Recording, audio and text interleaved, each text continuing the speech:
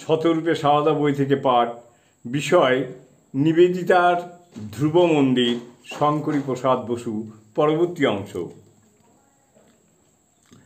আমাদের আলোচ্য পর্বের মধ্যে শ্রীরামকৃষ্ণের সন্ন্যাসী শিষ্যগণের কাছ থেকে শ্রীমায়ের বিষয়ে এমন লেখা যথেষ্ট পায় না, যাদের মধ্যে মাতৃচরিত্র রূপায়িত। স্বামী অভেদানন্দের সংস্কৃতে অপূর্ব মাতৃস্তোত্র অবশ্য এর মধ্যে রচিত হয়ে গিয়েছিল, যথা প্রকৃতিং পরমাং। অন্যান্য সন্ন্যাসীরাও এই দৃষ্টিতে সীমাকে দেখেছেন।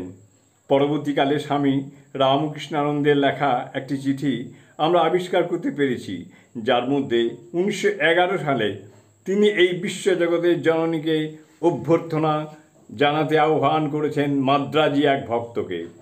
এই কালের মধ্যে 1894 সালের মধ্যে স্বামীজি একটি জ্বলন্ত চিঠিতে শ্রীমাকে জ্যান্ত দুর্গা বলে চিহ্নিত করে বলেন, তিনি মায়ের আশীর্বাদে হুপ করে সমুদ্র নামক পগার পার হয়ে আমেরিকায় হাজির হয়েছিলেন মায়ের মঠ তৈরি করার জন্য। তার উৎকণ্ঠার কথাও এই চিঠিতে প্রকাশ পায়। শক্তি বিনা জগতের উদ্ধার হবে না, তাই মা ঠাকুরানীর পূজা চাই।